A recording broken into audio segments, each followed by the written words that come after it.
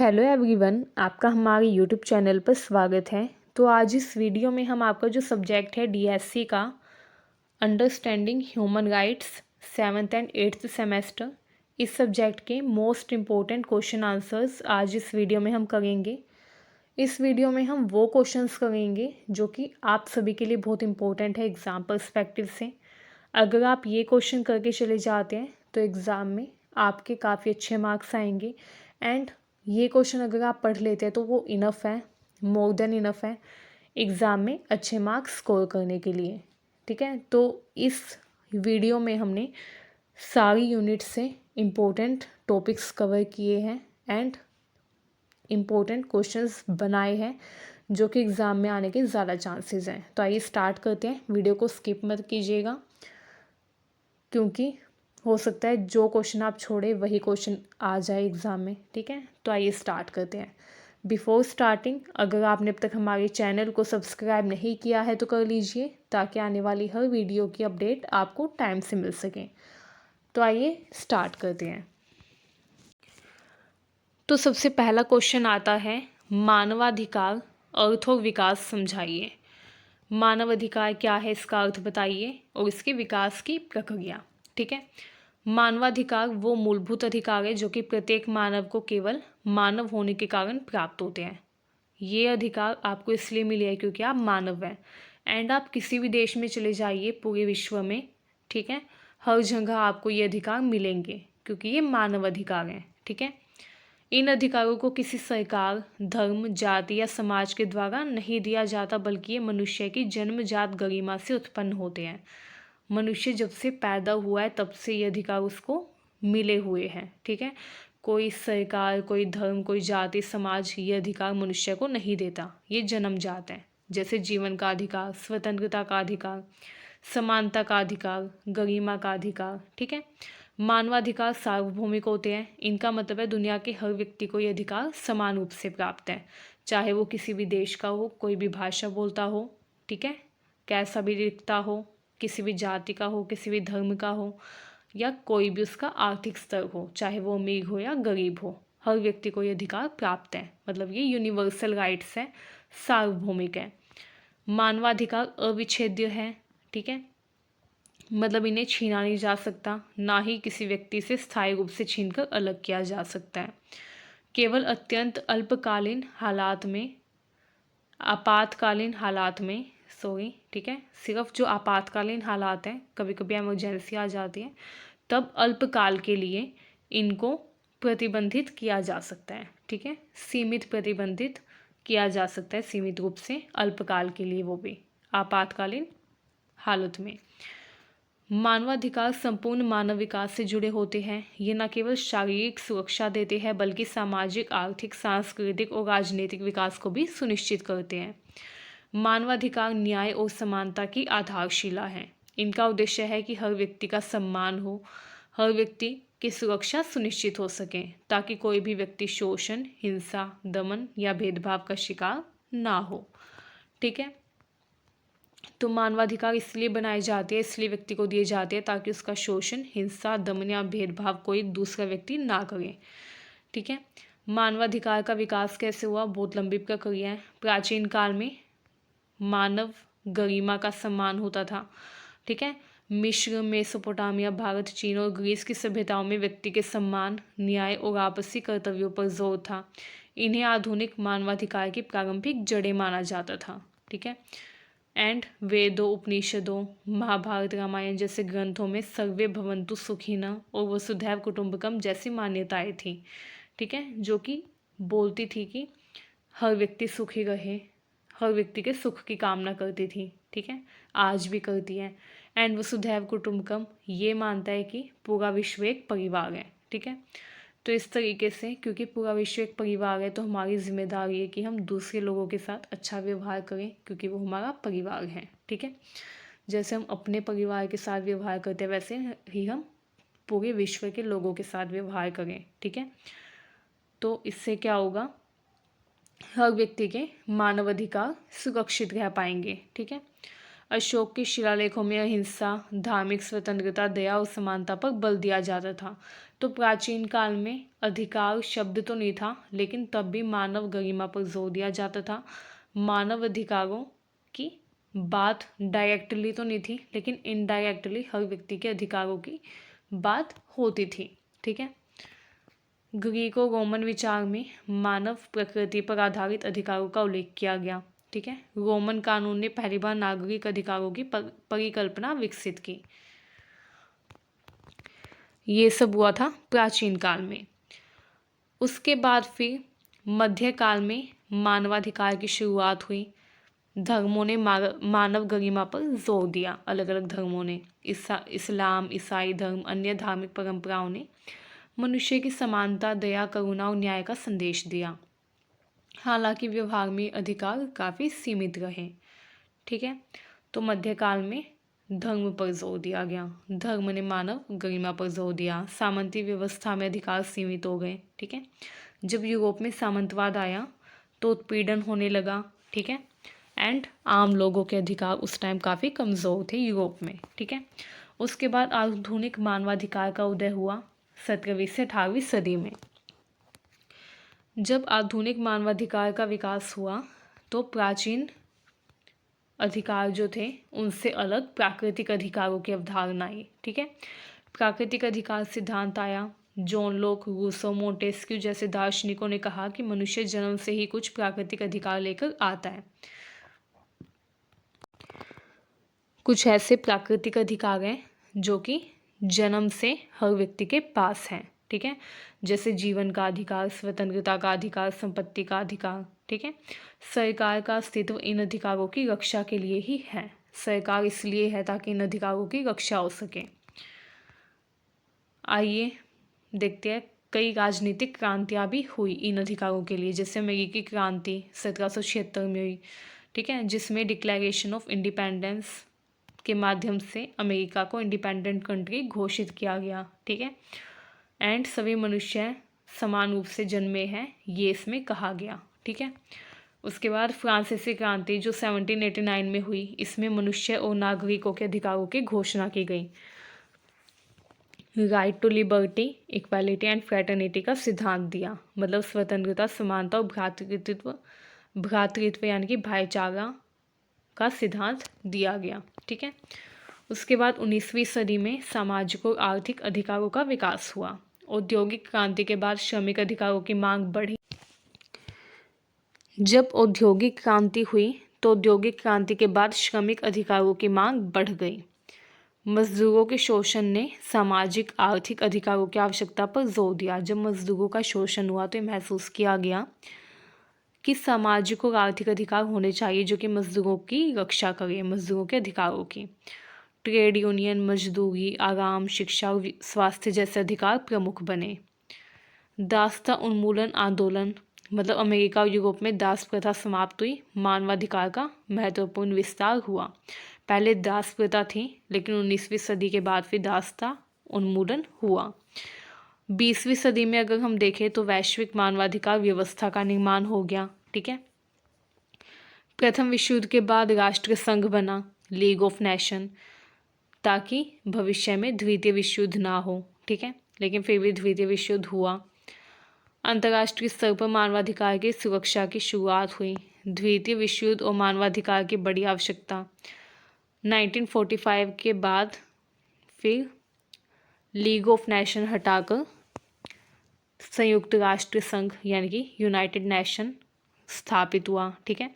Nazi अत्याचारों, युद्ध की हिंसा ने मानवाधिकारों की वैश्विक घोषणा की आवश्यकता पैदा की।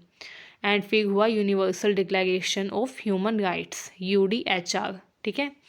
एंड इसी वजह से हर साल 10 दिसंबर को ह्यूमन राइट्स डे बनाया जाता है, क्योंकि मानवाधिकार की सार्वभौमिक घोषणा 1948 में 10 दिसंबर को ही हुई थी।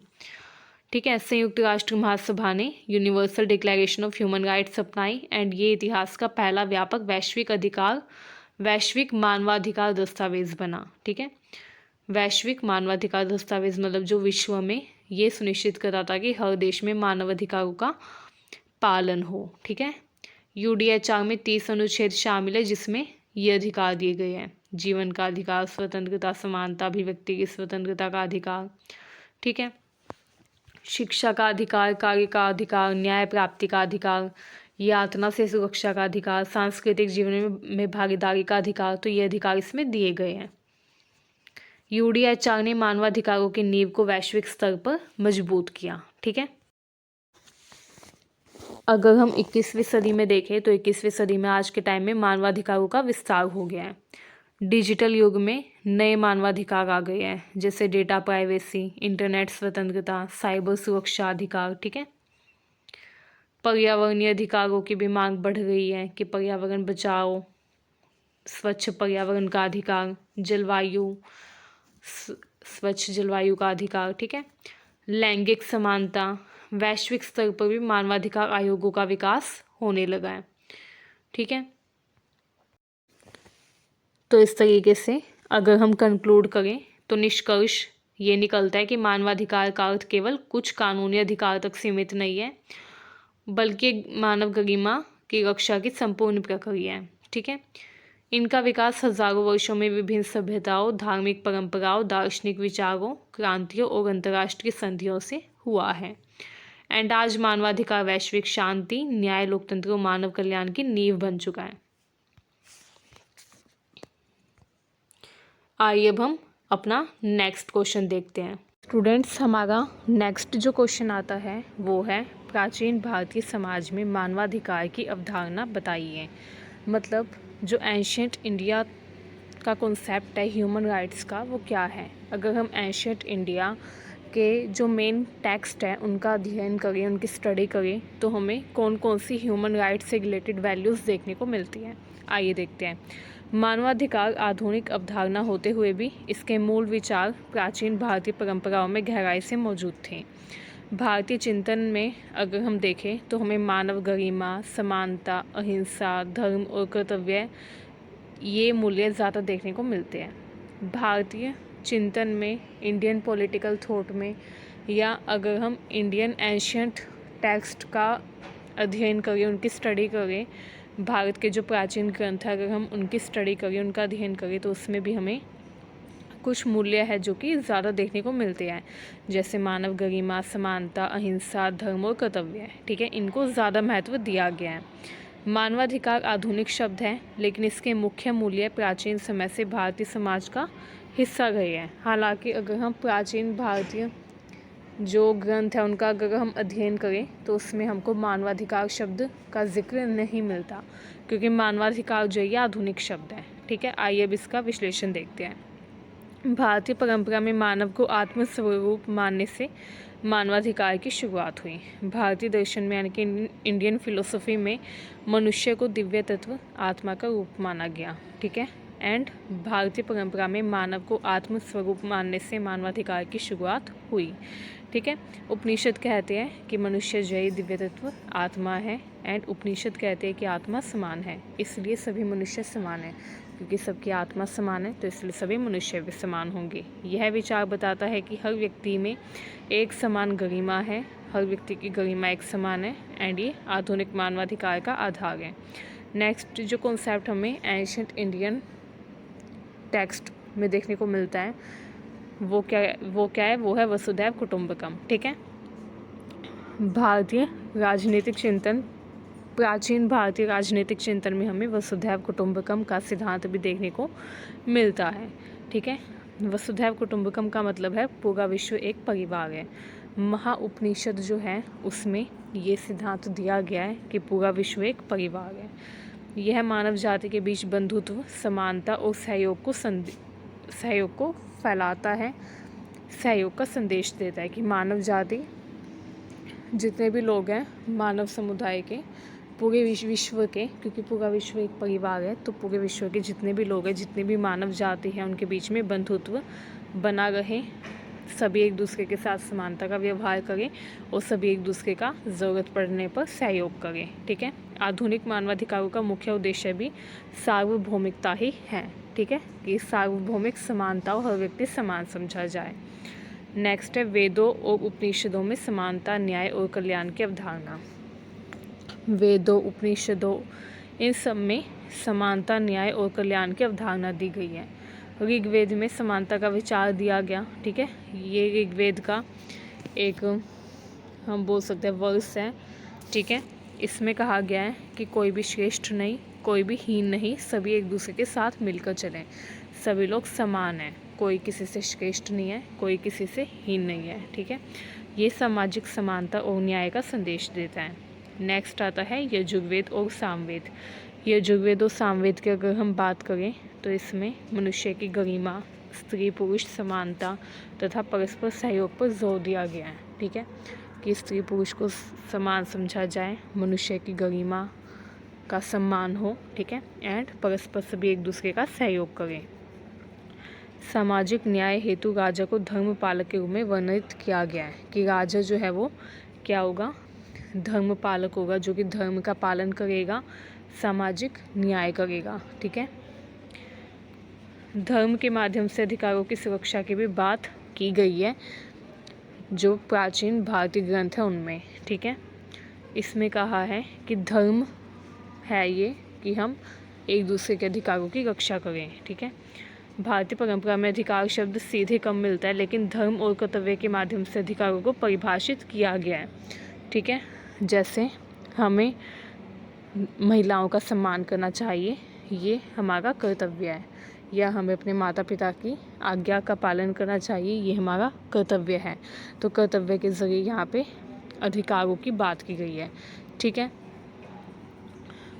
अधिकार शब्द का डायरेक्ट इस्तेमाल नहीं हुआ है, लेकिन इनडायरेक्टली धर्म और कर्तव्य शब्द का उपयोग करके यहाँ पे बात की गई है अधिकारों की, ठीक है। धर्म का मूल उद्देश्य है न्याय, अहिंसा, सत्य, दया, करुणा, कमज़ोरों की रक्षा करना, ठीक है।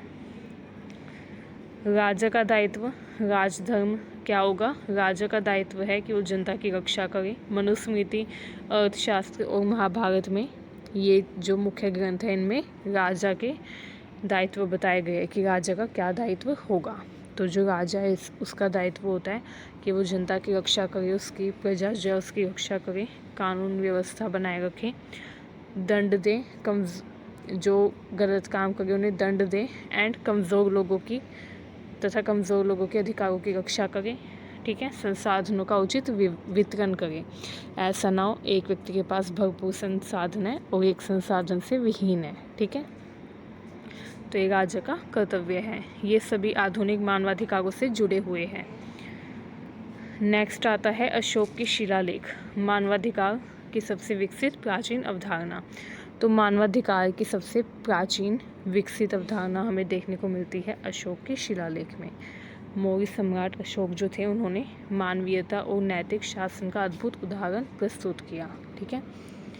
उन्होंने क्या बताया, जो अशोक थे उन्होंने बताया, अब उन्होंने क्या किया, उन्होंने शिलालेख बनवाए, शिलालेख लिखवाए, एंड उन्होंने शिलाओं पर लिखवाया। अशोक स्तंभ के बारे में आपने सुना होगा, ठीक है। इसके अलावा उन्होंने धम्म स्थापित करवाए थे, ठीक है। धम्म लिखवाते थे वो पिलर के ऊपर, ठीक है, ताकि उनकी प्रजा वो चीज़ें, वो बातें पढ़ें और उनकी प्रजा के अंदर वैल्यूज़ डेवलप हो, ठीक है। तो इसमें सभी धर्मों के लिए धार्मिक स्वतंत्रता, सभी वर्गों के साथ समान व्यवहार, युद्ध और हिंसा का त्याग, गरीब महिलाओं, दासों, वृद्धों के संरक्षण के लिए नीतियाँ, न्यायिक व्यवस्था में सुधार, इन सब के इसमें बात की गई थी, ठीक है। एंड सबसे ज़्यादा फोकस किया गया था अहिंसा पर, ठीक है, कि युद्ध और हिंसा का हर व्यक्ति त्याग करें, ठीक है। सभी वर्गों के साथ समान व्यवहार किया जाए, एंड जो गरीब है, जो महिलाएं हैं, दास और वृद्ध, उनके संरक्षण के लिए नीतियाँ बनाई जाए, न्यायिक व्यवस्था में सुधार हो, ताकि किसी के भी साथ भेदभाव ना हो। ये विचार आधुनिक मानवाधिकारों की नींव के समान है, ठीक है। आधुनिक मानवाधिकारों की नींव है ये विचार। नेक्स्ट आता है बौद्ध धर्म में समानता और करुणा। बुद्ध के विचार सीधे मानवाधिकारों से जुड़े हुए हैं, क्योंकि बुद्ध जो है वो बात करते हैं अहिंसा की, समता की, कि सभी समान समझे जाए, सभी के साथ समानता का व्यवहार हो, किसी के साथ हिंसा ना हो, ठीक है। करुणा मतलब कि पीड़ितों की सहायता की जाए। स्वतंत्र चिंतन मतलब कि स्वतंत्र रूप से चिंतन किया जाए कि हम क्या कर रहे हैं, क्या नहीं कर रहे हैं, ठीक है। चिंतन मनन किया जाए। इन सब पर बुद्ध जो है वो जोर देते हैं। बुद्ध ने समाज को जाति भेद मिटाने और मनुष्य को केंद्र में रखकर देखने की प्रेरणा दी कि जाति भेदभाव मिटा दो एंड मनुष्य को केंद्र में रखकर सोचो कि क्या सही है क्या गलत है। ठीक है। इसके अलावा जैन धर्म में भी हमें मानवाधिकार की झलक देखने को मिलती है। ठीक है। जैन परंपरा ने मानवाधिकार जैसे मूल्यों को सबसे अधिक विस्तार दिया। इसमें जो मुख्य सिद्धांत है वो है अहिंसा, सत्य मतलब किसी को कष्ट ना पहुंचाना, हमेशा सच बोलना, अपरिग्रह मतलब कि लालच ना करना, वस्तुओं को अनावश्यक वस्तुओं को जोड़ कर ना रखना। ठीक है। समानता, सभी को समान समझना, सबके साथ समान व्यवहार करना, दया, दूसरों के प्रति दया रखना, करुणा भाव रखना। ठीक है। तो इन सिद्धांतों में प्रत्यक्ष रूप से मानव और प्राणी अधिकारों का विचार मौजूद है। नेक्स्ट जो इम्पोर्टेंट क्वेश्चन आता है ये है मानवाधिकारों की 4 पीढ़ियां समझाओ। तो मानवाधिकार जो है ये समय के साथ विकसित होते गए। समाज, तकनीक, अर्थव्यवस्था और राजनीति में बदलाव के अनुसार इन अधिकारों में नई नई परतें जुड़ती गई। जैसे जैसे समाज में, तकनीक में, अर्थव्यवस्था में परिवर्तन हुआ वैसे वैसे अधिकारों में, मानवाधिकारों में भी कुछ ना कुछ परिवर्तन होता रहा। ठीक है। इसी क्रम में मानवाधिकारों को 4 पीढ़ियों में बांटा गया है। पहली पीढ़ी के जो मानवाधिकार हैं ये नागरिक और राजनीतिक अधिकार हैं, सिविल एंड पॉलिटिकल राइट्स। इनकी मुख्य विशेषता ये है कि ये अधिकार व्यक्ति की स्वतंत्रता, समानता और व्यक्तिगत सुरक्षा से जुड़े हुए हैं। ठीक है। ये अधिकार राज्य की शक्ति से व्यक्ति को बचाते हैं। ये मानते हैं ये अधिकार इसलिए बनाए गए हैं ताकि राज्य की शक्ति के कारण व्यक्ति की स्वतंत्रता, समानता छिन ना जाए। ठीक है।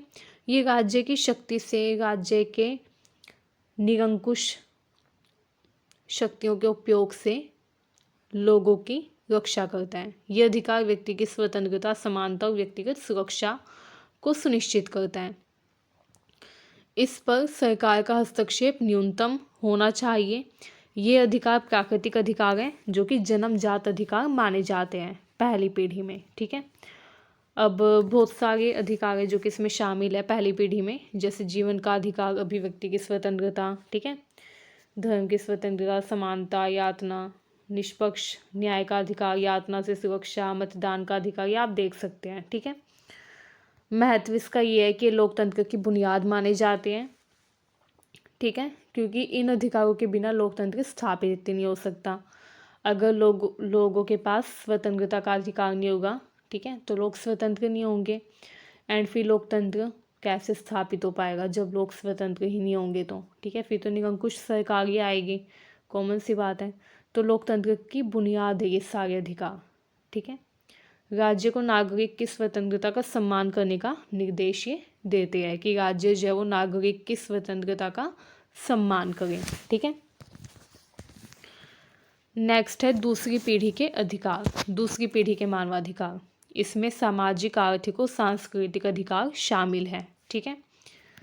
इसकी मुख्य विशेषताएं क्या है? ये अधिकार व्यक्ति के जीवन स्तर, कल्याण और सम्मानजनक जीवन को सुनिश्चित करते हैं कि व्यक्ति सम्मानजनक जीवन जिए, उसका जीवन स्तर अच्छा हो।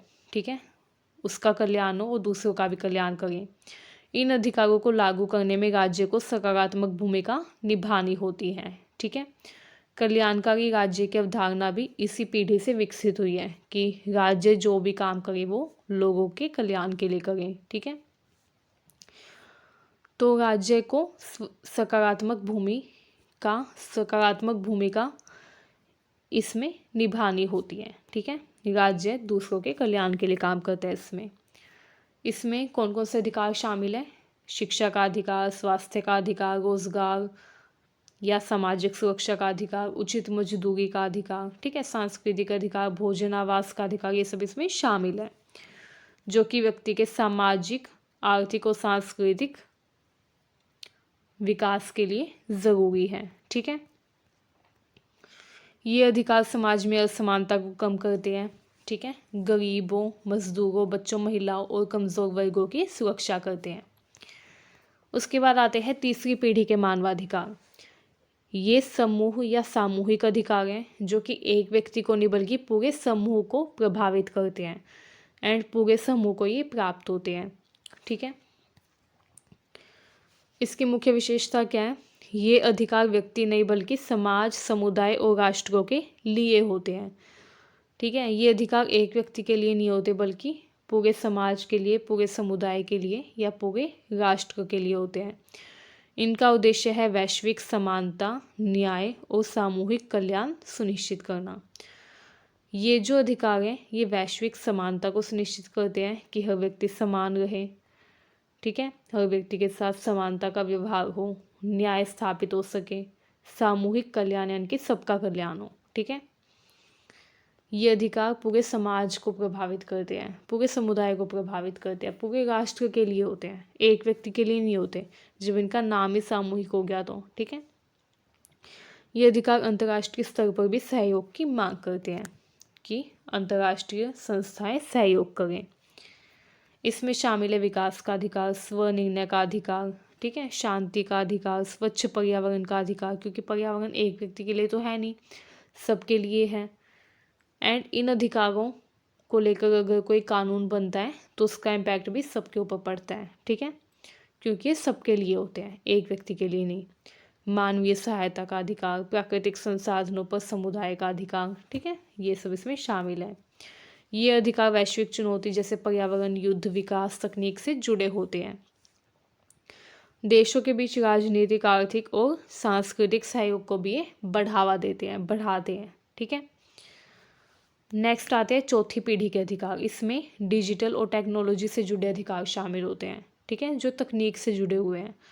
ये मानवाधिकारों की सबसे नई पीढ़ी है, लेटेस्ट, जो कि 21वीं सदी में ही विकसित हुई है, क्योंकि 21वीं सदी में ही तकनीकें आई हैं। ठीक है, टेक्नोलॉजी आई है एंड ये तकनीकी चुनौती के कारण विकसित हुई है। ठीक है, ये अधिकार डिजिटल दुनिया, कृत्रिम बुद्धिमत्ता यानी कि AI, artificial intelligence, biotechnology, gene engineering, cyber space, इन सबसे उत्पन्न होने वाले नए मुद्दों को संबोधित करते हैं। ये व्यक्ति की गोपनीयता, डेटा सुरक्षा, प्राइवेसी, डिजिटल स्वतंत्रता और मानव गरिमा की रक्षा करते हैं, इनको सुरक्षित रखते हैं। ठीक है, इसमें शामिल है डिजिटल गोपनीयता का अधिकार, इंटरनेट स्वतंत्रता, डेटा संरक्षण कि हमारा डेटा कोई चोरी ना कर ले। ठीक है, प्राइवेसी हमारी छीन ना जाए। ठीक है, डिजिटल प्राइवेसी रहे। AI और रोबोटिक्स से सुरक्षा का अधिकार, ये सब इसमें शामिल है। ठीक है, महत्व देखिए। उसके बाद साइबर सुरक्षा का अधिकार, डिजिटल शिक्षा का अधिकार भी इसी में आ जाता है। ठीक है, महत्व देखें तो ये अधिकार आधुनिक सूचना युग में व्यक्ति की सुरक्षा और स्वतंत्रता को मजबूत करते हैं। ठीक है, टेक्नोलॉजी के दुरुपयोग से बचाते हैं और डिजिटल समानता पर जोर देते हैं कि हर व्यक्ति समान रहे, टेक्नोलॉजी का मिसयूज़ ना हो किसी का डेटा चोरी करने में या साइबर क्राइम में। ठीक है, एंड निष्कर्ष की बात करें तो आइए निष्कर्ष देख लेते हैं एक बार। आपको अगर अच्छे नंबर लेने हैं तो आपको हर क्वेश्चन के लास्ट में निष्कर्ष ज़रूर देना है, ये मोस्ट इम्पोर्टेंट है। ठीक है, निष्कर्ष में आप जो भी आपने ऊपर लिखा उसके मेन पॉइंट बता देंगे। ठीक है, जैसे यहाँ पे निष्कर्ष दिया है कि मानवाधिकार स्थिर नहीं है, वे समय, समाज और वैज्ञानिक प्रगति के अनुसार बदलते रहते हैं। पहली पीढ़ी ने स्वतंत्रता की रक्षा की, दूसरी पीढ़ी ने समानता और कल्याण को बढ़ावा दिया है, तीसरी पीढ़ी जो है इसने सामूहिक व वैश्विक अधिकार दिए एंड चौथी पीढ़ी ने डिजिटल और तकनीकी सुरक्षा सुनिश्चित की है। इस प्रकार ये चारों पीढ़ियां मिलकर आधुनिक मानवाधिकार व्यवस्था को संपूर्ण बनाती है। ठीक है, तो ये आप इसमें बता देंगे। पहली पीढ़ी में स्वतंत्रता की बात हुई है, दूसरी में समानता और कल्याण की, तीसरी में सामूहिक कल्याण की, ठीक है, एंड चौथी में डिजिटल और तकनीकी सुरक्षा की। आइए अब नेक्स्ट क्वेश्चन आता है हमारा, मानव अधिकार और नागरिकता अधिकार के बीच में संबंध बताओ। मानवाधिकार और नागरिकता अधिकार दोनों व्यक्ति की स्वतंत्रता, सुरक्षा और सम्मान से जुड़े हुए हैं। ठीक है, दोनों का ही उद्देश्य है व्यक्ति का सर्वांगीण विकास करना, लेकिन इसमें कुछ समानताएं और अंतर भी हैं। जैसे समानता क्या है? दोनों का उद्देश्य है मानव की गरिमा की रक्षा करना, ठीक है, मनुष्य की स्वतंत्रता और समानता की रक्षा करना। दोनों ये अधिकार व्यक्ति को सम्मानित जीवन जीने की आधारशिला प्रदान करते हैं कि व्यक्ति सम्मान से जी सके। मानवाधिकार सार्वभौमिक है, मतलब हर व्यक्ति को प्राप्त है, चाहे वो किसी भी देश का हो, किसी भी भाषा को बोलता हो, कहीं भी रहता हो, किसी भी देश में रहता हो, ठीक है, हर व्यक्ति को मानवाधिकार प्राप्त होंगे। अगर आप भी विदेश में चले जाए तो आपको भी मानवाधिकार मिलेगा, लेकिन नागरिकता अधिकार सिर्फ उस देश के नागरिकों को मिलते हैं। जैसे भारत के जो नागरिक अधिकार है ये सिर्फ भारत के नागरिकों को मिलेंगे जो यहाँ के सिटीजन हैं, ठीक है, ये किसी विशेष राज्य के या देश के नागरिकों को ही दिए जाते हैं, ठीक है। तो इससे किस हम देख सकते हैं मानव अधिकार व्यापक है, नागरिकता अधिकार विशिष्ट है। मानवाधिकार जन्म सिद्ध है, जन्म से प्राप्त है। नागरिकता अधिकार कानूनी है क्योंकि कानून के द्वारा ये दिए गए हैं, संविधान के द्वारा दिए गए हैं। मानवाधिकार मूलभूत है, नागरिकता अधिकार कानूनी है, ठीक है। नागरिकता अधिकार जो है मानव अधिकारों का विस्तार है, ठीक है। मानवाधिकार में भी व्यक्ति की स्वतंत्रता दी है एंड नागरिकता अधिकार जो है ये गारंटी देता है कि हमारे अधिकार जो है वो हर हाल में हमें मिलेंगे, ठीक है। मानवाधिकार प्राकृतिक नागरिकता अधिकार जो है राज्य पर निर्भर है, ठीक है।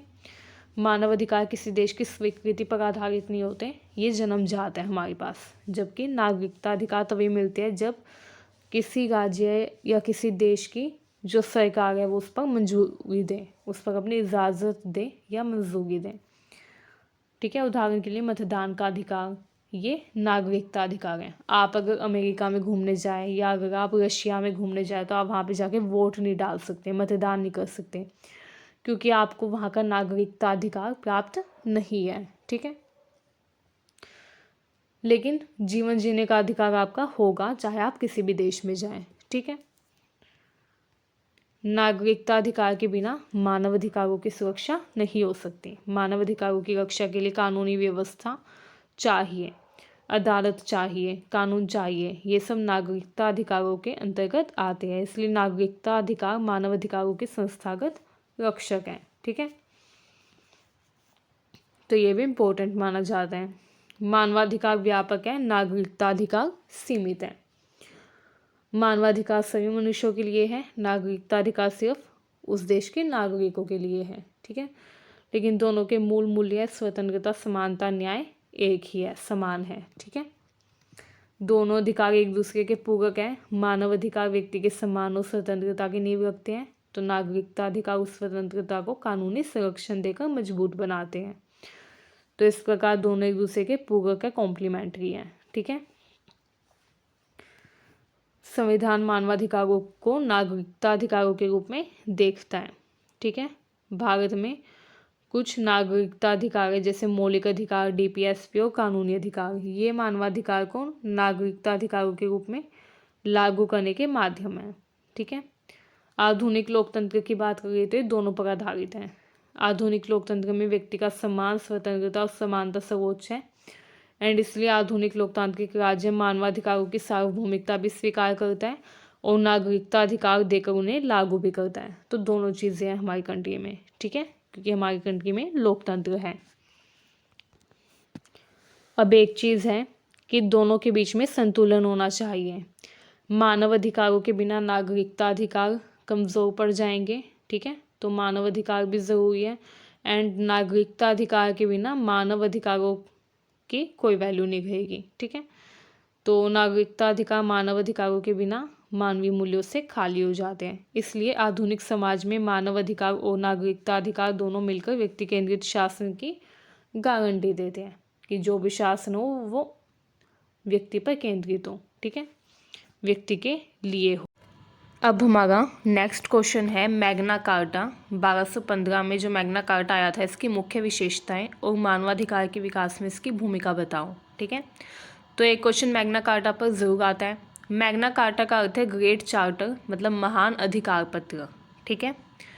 इसे 1215 में इंग्लैंड के राजा जॉन जो थे उनको मजबूर होकर स्वीकार करना पड़ा। वो चाहते नहीं थे स्वीकार करना, लेकिन उन्हें करना पड़ा क्योंकि यहाँ सवाल था उनकी गद्दी का। ठीक है, ये दुनिया के पहले ऐसे दस्तावेज़ों में से एक है जिसने राजा की शक्तियों को सीमित कर दिया तथा नागरिकों के मौलिक अधिकारों को मान्यता दी कि कुछ अधिकार होंगे लोगों के पास जो कि राजा भी छीन नहीं पाएगा। ठीक है, राजा की शक्तियों को इसमें सीमित कर दिया। मैग्ना कार्टा क्या, ये मुख्य विशेषताएं देख लेते हैं। सबसे पहले है राजा भी कानून के अधीन होगा। मैग्ना कार्टा की सबसे बड़ी विशेषता ये थी कि राजा कानून से ऊपर नहीं होगा, सबसे ऊपर होगा कानून। ठीक है, इससे पहली बात सिद्ध हुआ कि कोई भी शासक अपनी मनमानी नहीं कर सकता, निरंकुश शासन नहीं कर सकता। यहीं से रूल ऑफ लॉ का जन्म हुआ। रूल ऑफ लॉ यानी कि विधि का शासन। ठीक है, जो भी शासन होगा वो कानून के अंतर्गत होगा। व्यक्तिगत स्वतंत्रता की सुरक्षा, नागरिकों को मनमाने ढंग से गिरफ्तार नहीं किया जा सकता। ठीक है, बिना कानूनी प्रक्रिया के विदाउट प्रोसेस ऑफ लॉ किसी को दंड नहीं दिया जा सकता। ठीक है, हमें किसी से ईर्ष्या है तो ऐसे नहीं कि हम उसको पकड़ के लाकर मार दें। अगर उसने हमारा कुछ गलत भी किया है तो भी हमें उसका कुछ अहित नहीं करना। अगर किसी ने हमारे साथ कुछ गलत भी किया है तो भी हमें उसके साथ कोई हिंसा नहीं करनी। ठीक है, उसको कोई खुद से दंड नहीं देना। दंड जो भी दिया जाएगा वो कानून प्रक्रिया के अंतर्गत ही दिया जाएगा, बिना कानूनी प्रक्रिया के दंड नहीं दिया जा सकता। तो व्यक्तिगत स्वतंत्रता की सुरक्षा प्रदान की इस मैग्ना कार्टा, मतलब कि ये जो चार्टर था, ग्रेट चार्टर, इसने। ठीक है, उचित न्याय का अधिकार दिया गया। मैग्ना कार्टा में पहली बार लिखा गया कि किसी को उसके समान व्यक्तियों की जूरी द्वारा ही न्याय मिलना चाहिए। ठीक है, यह आधुनिक jury trial and fair trial सिद्धांत के आधार पर था। मतलब कि कोई व्यक्ति है, उसके साथ अगर कोई हिंसा हुई है किसी अन्य व्यक्ति के द्वारा तो उसको न्याय मिलना चाहिए, एंड न्याय देने वाले उसके जैसे ही लोग होंगे जो कि जूरी में बैठे होंगे। ठीक है, मतलब जो टेबल होती है जहाँ पे बहुत सारे जज बैठते हैं एंड वो फिर आपस में डिस्कशन करके न्याय करते हैं, फैसला लेते हैं। ठीक है, तो वो होती है जूरी। तो जूरी के ट्रायल के बिना कोई फैसला नहीं लिया जाएगा, उचित न्याय मिलना चाहिए हर व्यक्ति को। ठीक है, मनमाना कर लगाने पर रोक। पहले क्या होता था, राजा मनमाने कर लगाता था। ठीक है, अपना राजकोष भरने के लिए। उसको लोगों की स्थिति कैसी है, लोगों के पास पैसा है देने के लिए या नहीं, इनसे मतलब नहीं था। उसको बस कर चाहिए था, टैक्स चाहिए था। ठीक है, चाहे लोग कहीं से भी ला के दें। तो राजा बिना संसद की सलाह के किसी भी प्रकार का कर अब नहीं लगा सकता। ये मैग्ना कार्टा में लिख दिया गया। ठीक है, कि कोई भी कर, कोई भी टैक्स तभी लगाया जाएगा जब संसद उसको राज़ी होगी, संसद उस पर, संसद उसके लिए हाँ भरेगी। ठीक है, बिना संसद और कैबिनेट की सलाह के, उनकी मंजूरी के, राजा जो है वो कर नहीं लगा सकता। इससे टैक्सेशन पर जनता का नियंत्रण शुरू हुआ। संपत्ति के अधिकार की सुरक्षा, व्यक्ति की भूमि या संपत्ति को बिना न्यायिक कारण के छीना नहीं जा सकता। ये आगे चलकर राइट टू प्रॉपर्टी का आधार बना। ठीक है, ये कहा गया कि व्यक्ति की जो भूमि है या वो ज़मीन, वो संपत्ति जिस पर किसी व्यक्ति का स्वामित्व है, उस ज़मीन को या उस संपत्ति को न्यायिक कारण के बिना छीना नहीं जा सकता। ठीक है, व्यापार और अर्थव्यवस्था की स्वतंत्रता, व्यापारियों को स्वतंत्र रूप से आवाजाही, खरीद फरोख्त की स्वतंत्रता दे दी गई। मनमाने टैक्स और बंदिशों से सुरक्षा मिली। ठीक है, तो ये कह दिया गया कि व्यापारी जो है वो स्वतंत्र रूप से आ जा सकते हैं, खरीद सकते हैं अगर वो कुछ सामान खरीदना चाहते हैं तो। ठीक है, चर्च के अधिकारों को संरक्षण दे दिया गया। अंग्रेजी चर्च को स्वतंत्रता दी गई। धार्मिक मामलों में राजा का हस्तक्षेप सीमित किया गया। ये कहा गया धर्म जो है वो राज्य से अलग होगा। ठीक है, धार्मिक मामलों में राजा कोई भी इंटरफेरेंस नहीं करेगा। कानून के शासन का आरंभ हुआ। मैग्ना कार्टा ने कहा कि राजा स्वयं भी चार्टर द्वारा बंधा होगा। ये संविधानवाद की शुरुआत थी कि सत्ता कानून से नियंत्रित होती है, किसी व्यक्ति से नहीं। ठीक है, सत्ता चलाने वाला कोई व्यक्ति नहीं होगा बल्कि सर्वोच्च कानून होगा। नागरिक अधिकारों की प्रारंभिक परिकल्पना। हालांकि चार्टर मुख्य रूप से बैरन्स मतलब अमीरों को अधिकार देता था। जो अमीर लोग थे उन्हें बैरन्स कहा जाता था एंड उनको ये ज़्यादा अधिकार देता था, पर बाद में ये आम जनता और सभी नागरिकों के लिए लागू हो गया। ठीक है, शुरू में अमीरों के लिए था ये, जो मेरी लोग थे उनको ज़्यादा इसने अधिकार और सुरक्षा दी। लेकिन बाद में जब इक्वालिटी की बात हुई तो फिर धीरे धीरे इसमें चेंज हुए एंड ये आम जनता और सभी नागरिकों के लिए लागू किया गया। ठीक है, आइए अब नेक्स्ट देखते हैं मानवाधिकारों के विकास में मैग्ना कार्टा की क्या भूमिका थी। तो मानवाधिकारों के विकास में मैग्ना कार्टा की बहुत मुख्य भूमिका थी। मैग्ना कार्टा को मानवाधिकारों का फर्स्ट स्टेप कहा जाता है। आधुनिक मानवाधिकारों की नींव रखी थी मैग्ना कार्टा ने। ये उन शुरुआती दस्तावेजों में से है जिसमें स्वतंत्रता, न्याय, समानता और विधि शासन को मान्यता मिली। ठीक है, नेक्स्ट आता है रूल ऑफ लॉ का आधार।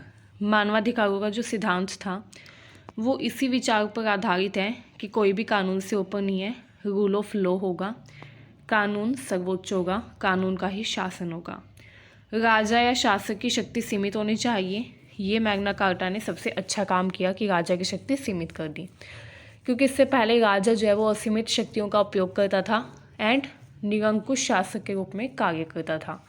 हर व्यक्ति को ऐसे ट्रीट करता था, ऐसे उनके साथ अत्याचार करता था कि लोग भी परेशान थे। ठीक है, तो इसलिए ये सबसे अच्छी चीज़ की उसने कि रूल ऑफ लॉ का आधार दिया। ठीक है, ड्यू प्रोसेस ऑफ लॉ मतलब ये कहा गया बिना कानूनी प्रक्रिया के किसी को सज़ा नहीं दी जाएगी। कानूनी प्रक्रिया के अकॉर्डिंग सज़ा यानी कि दंड दिया जाएगा किसी व्यक्ति को अगर उसने कोई अपराध किया है तो।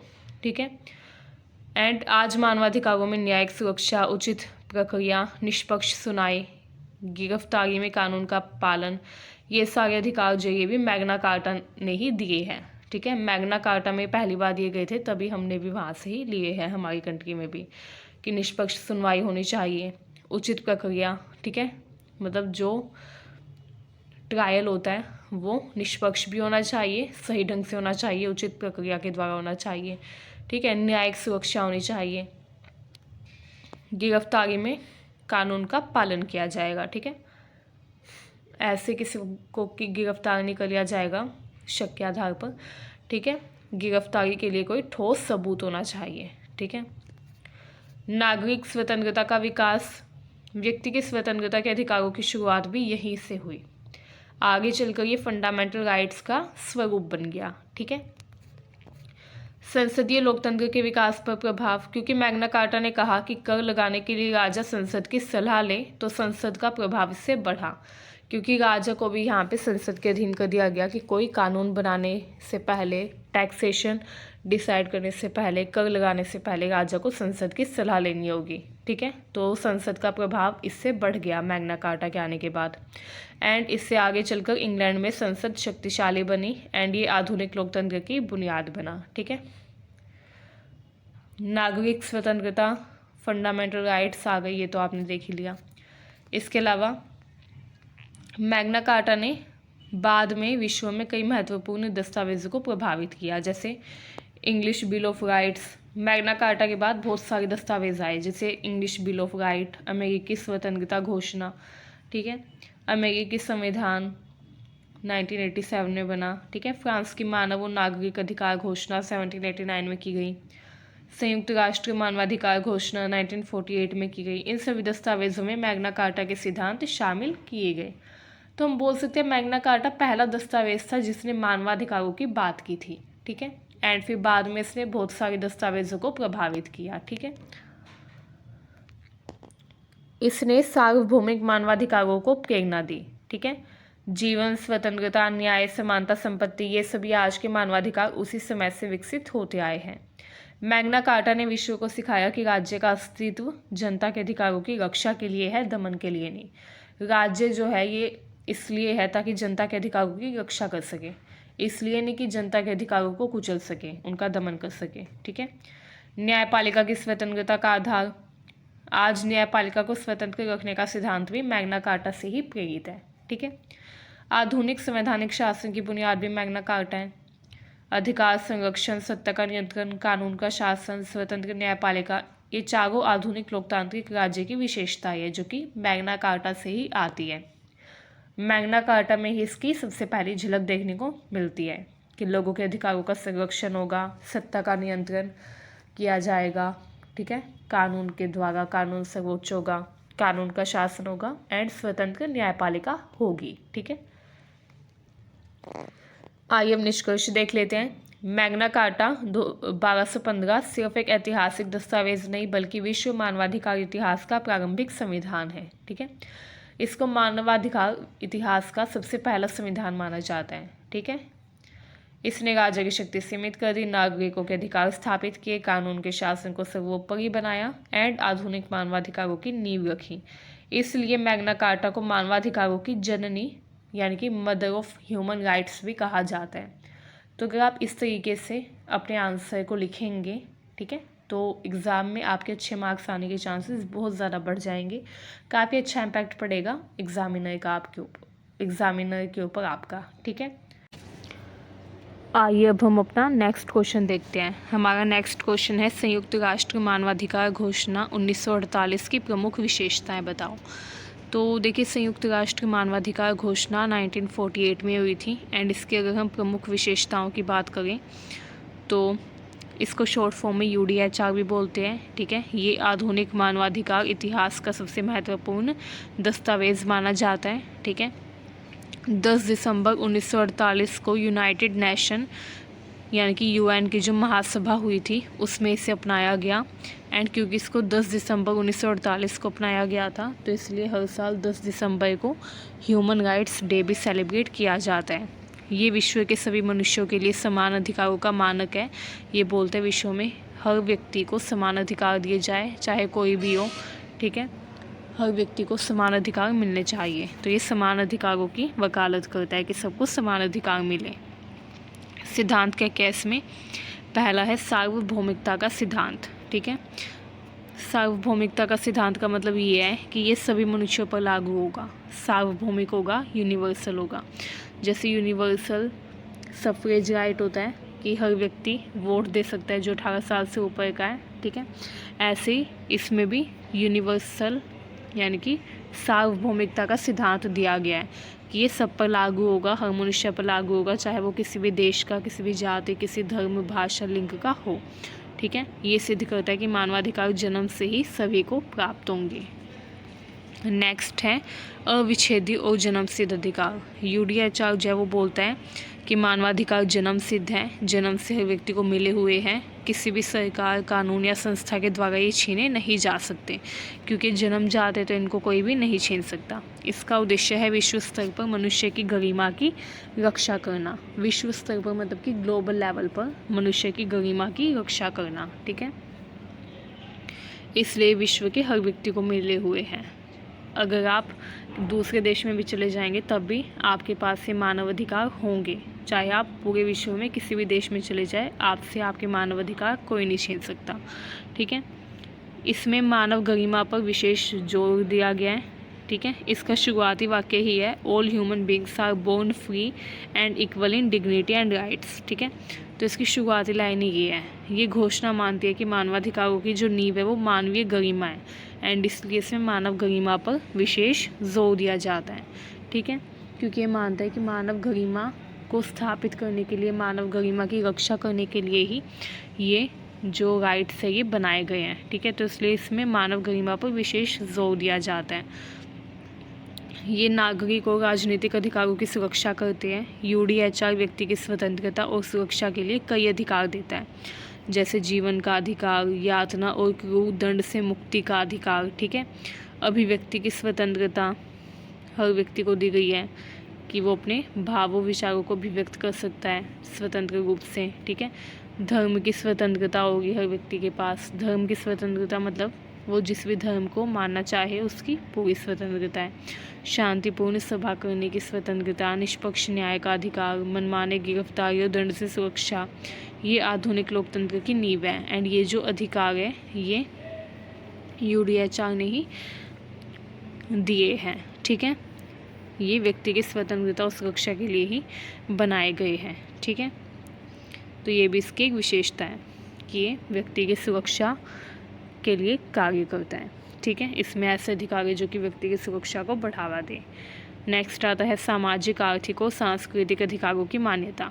यूडीएचआर की सबसे बड़ी उपलब्धि है कि इसमें केवल राजनीति की नहीं बल्कि सामाजिक आर्थिक अधिकार भी जोड़े गए हैं, जैसे शिक्षा का अधिकार, काम और उचित मजदूरी का अधिकार, सामाजिक सुरक्षा का अधिकार, ठीक है, आराम और अवकाश का अधिकार, सांस्कृतिक जीवन में भागीदारी का अधिकार। यह इसे सर्वांगीण मानवाधिकार बनाता है। सर्वांगीण मतलब जो सभी को प्राप्त हो, ठीक है, एंड जो हर क्षेत्र में कार्य करे। तो ये सिर्फ नागरिक सुरक्षा तक सीमित नहीं है जो यूडीएचआर है, या मनुष्य की स्वतंत्रता या गरिमा तक सीमित नहीं है, बल्कि ये सामाजिक, आर्थिक और सांस्कृतिक अधिकारों तक भी फैला हुआ है, ठीक है, क्योंकि शिक्षा का अधिकार, काम और उचित मजदूरी का अधिकार, सामाजिक सुरक्षा का अधिकार, ये सभी सामाजिक अधिकार ही तो है, एंड ये भी इसमें शामिल है, ठीक है। नेक्स्ट आता है समानता और भेदभाव निषेध। यूडीएचआर स्पष्ट कहता है कि जाति, रंग, लिंग, भाषा, धर्म, राजनीति या किसी भी स्थिति के आधार पर किसी भी व्यक्ति के साथ भेदभाव नहीं किया जाएगा।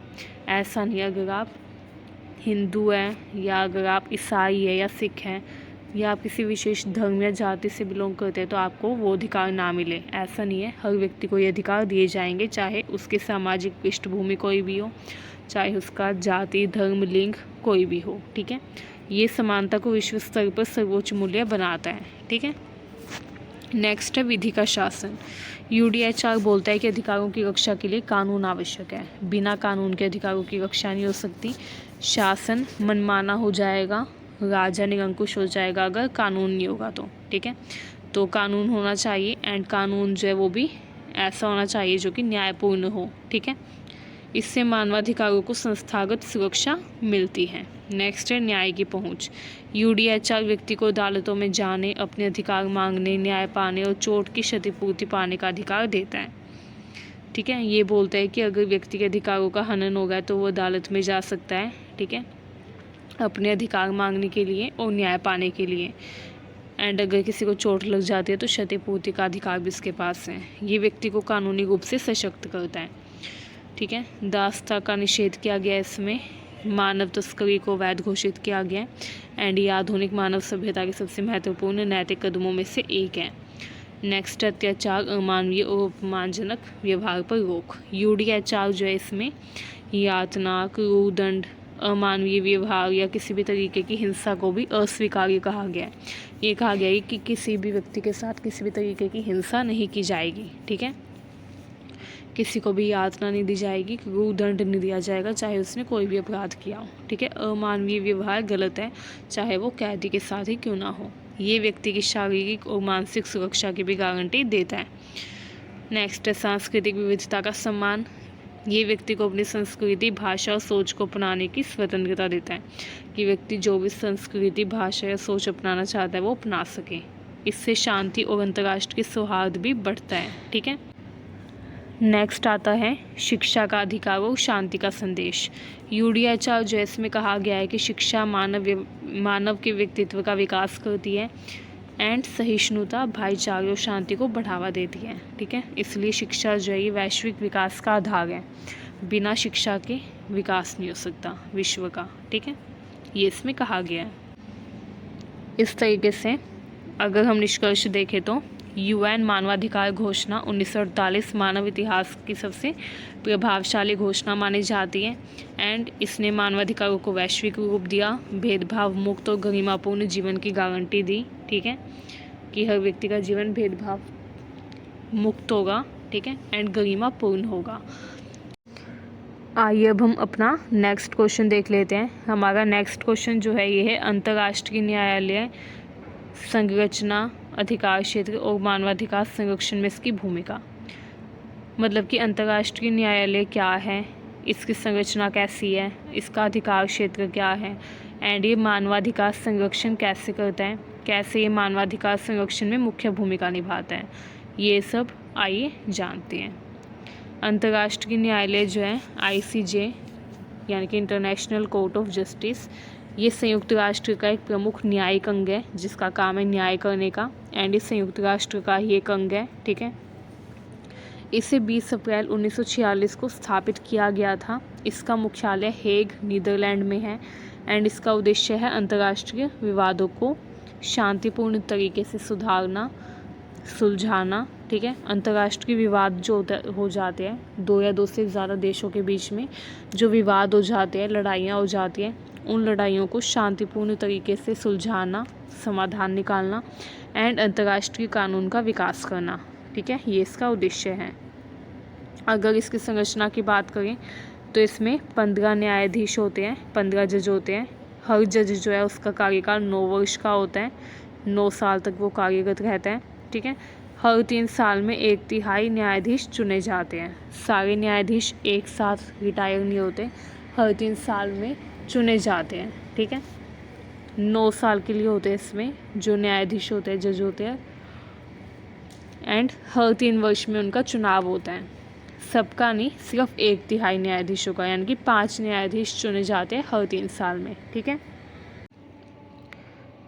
अगर हम बात करें न्यायाधीशों के चुनाव की तो न्यायाधीशों को यूएन महासभा और यूएन सुरक्षा परिषद के द्वारा चुना जाता है। ठीक है, इनका चयन स्वतंत्र होता है, किसी देश का प्रतिनिधित्व अनिवार्य नहीं होता इसमें। ठीक है, 2 न्यायाधीश एक ही देश से नहीं हो सकते, ये बात है।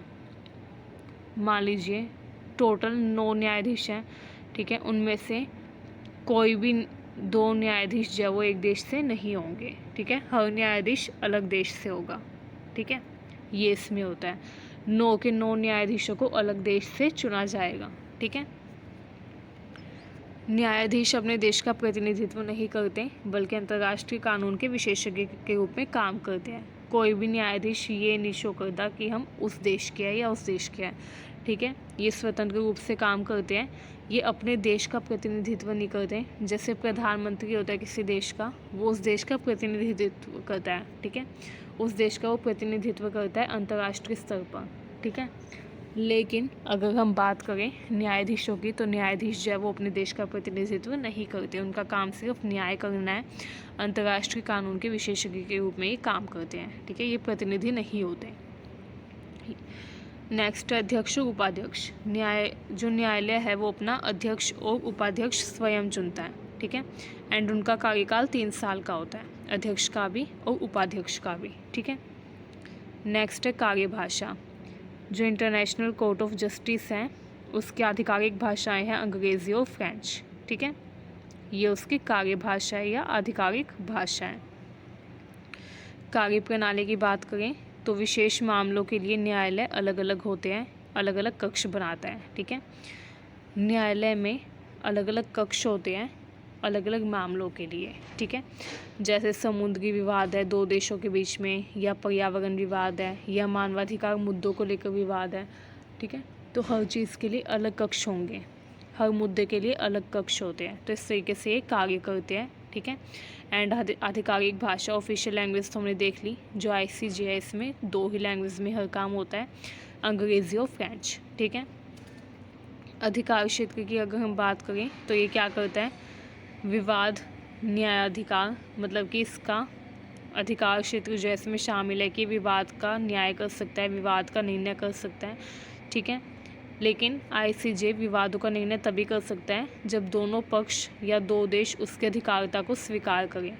मान लीजिए 2 देश हैं, उनके बीच में वो हो रखा है, कन्फ्लिक्ट हो रखा है। ठीक है, 2 देश है जिनके बीच में संघर्ष चल रहा है। ठीक है, एंड फिर दोनों देश जो है वो ICJ को स्वीकार नहीं करते, ICJ यानी कि इंटरनेशनल कोर्ट ऑफ जस्टिस की अधिकारिता को स्वीकार नहीं करते।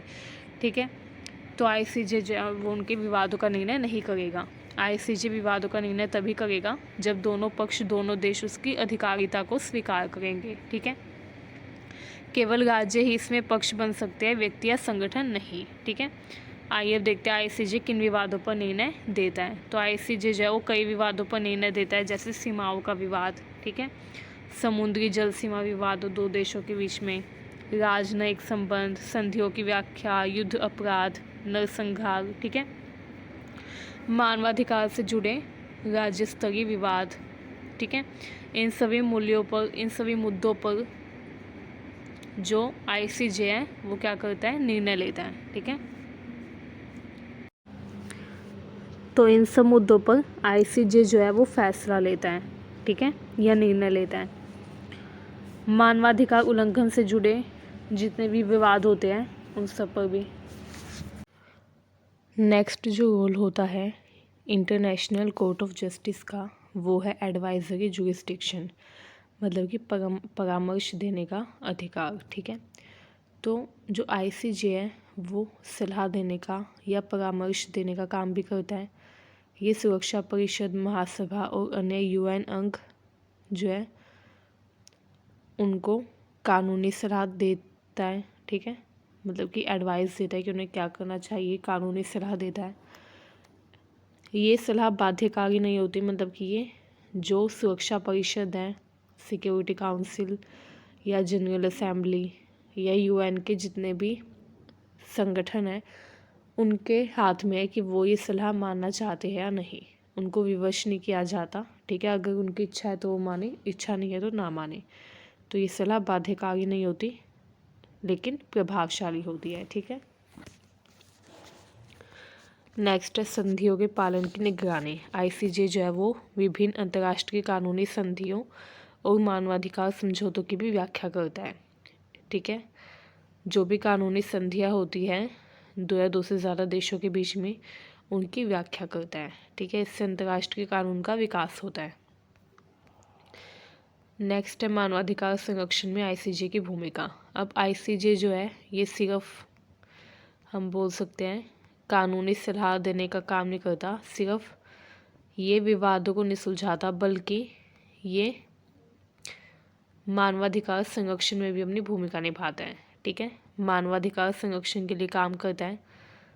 अप्रत्यक्ष और राज्य स्तरीय मानवाधिकार संरक्षण में इसकी भूमिका बहुत ही महत्वपूर्ण है। ठीक है, आईसीजे क्या करता है? आईसीजे मानवाधिकार उल्लंघन से जुड़े राज्य स्तरीय मामलों का समाधान करता है।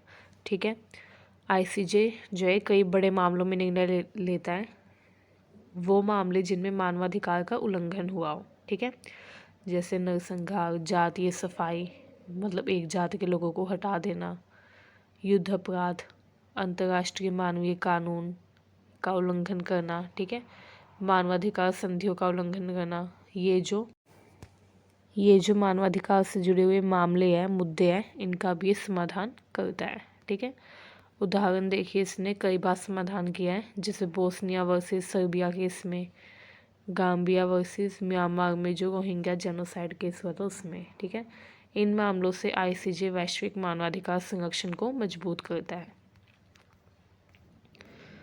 अभी एडवाइजरी ओपिनियन के माध्यम से भी मानवाधिकारों की रक्षा करता है। ठीक है, एडवाइस देता है, जैसे नस्ल भेद, मानवता विरोधी अपराध, कब्जा कर लेना, शरणार्थियों के अधिकार, आत्मनिर्णय का अधिकार, इन सब को ये अपने एडवाइजरी ओपिनियन के माध्यम से और भी मजबूती से पेश करता है। ठीक है, अंतर्राष्ट्रीय कानूनों का विकास करता है आईसीजे। ये बताता है कि कौन से कानून हैं जो कि मानवाधिकार को मजबूत कर सकते हैं, ऐसे ये कानून बनाता है। ठीक है, ये मानवाधिकार कानूनों की व्याख्या भी करता है। ठीक है, ये बताता है कि कौन से कार्य मानवाधिकार और मानवीय कानून का उल्लंघन है। इससे यूएन, आईसीसी, देशों की अदालतें और मानवाधिकार आयोग मार्गदर्शन प्राप्त करते हैं। ठीक है, नेक्स्ट आता है राज्यों को जवाबदेह बनाना। आईसीजे के पास ये शक्ति होती है कि किसी राज्य को मानवाधिकार के उल्लंघन के लिए अंतर्राष्ट्रीय स्तर पर जिम्मेदार ठहरा सके। ठीक है, मान लीजिए आईसीजे को लगता है कि कोई देश है वो मानवाधिकार का उल्लंघन कर रहा है, तो अंतर्राष्ट्रीय स्तर पर वो उस देश को जिम्मेदार ठहरा सकते हैं मानवाधिकार के उल्लंघन के लिए। इसे स्टेट रिस्पॉन्सिबिलिटी कहा जाता है। ठीक है,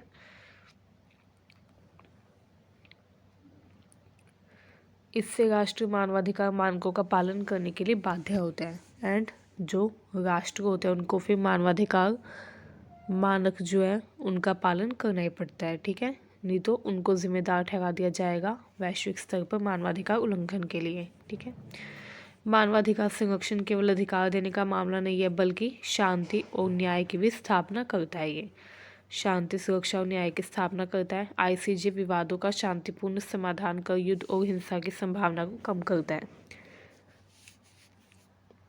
ये सुनिश्चित करता है कि अगर कानूनी विवाद हो दो या दो से ज़्यादा देशों के बीच में तो वो बातचीत से ही सुलझ जाए, ठीक है। एंड युद्ध और हिंसा की संभावना को ये कम करने का प्रयास करता है, ठीक है। इसको अन्य मानवाधिकार संस्थाओं का भी समर्थन प्राप्त है, आईसीजे को, जैसे UN, human right council, international criminal court, regional human right court, ठीक है, नेशनल ह्यूमन राइट कमीशन। इससे वैश्विक मानवाधिकार प्रणाली एकजुट और प्रभावी बनती है, ठीक है। उसके बाद आप निष्कर्ष बता देंगे। अंतर्राष्ट्रीय न्यायालय संयुक्त राष्ट्र का सर्वोच्च न्यायिक अंग है। इसकी संरचना स्वतंत्र है, निष्पक्ष है और वैश्विक है। निष्पक्ष इसलिए ताकि ये न्याय खुलकर कर सके, ठीक है, बिना भेदभाव के, बिना पक्षपात के। इसका अधिकार क्षेत्र है विवादों का समाधान करना, कानूनी सलाह देना। आईसीजे मानवाधिकार संरक्षण में सीधे नहीं पर अंतर्राष्ट्रीय न्याय, राज्य जवाबदेही और मानवाधिकार कानून के विकास के माध्यम से महत्वपूर्ण भूमिका निभाता है, ठीक है। इस प्रकार आईसीजे जो है वैश्विक मानवाधिकार व्यवस्था का एक अनिवार्य स्तंभ है, ठीक है।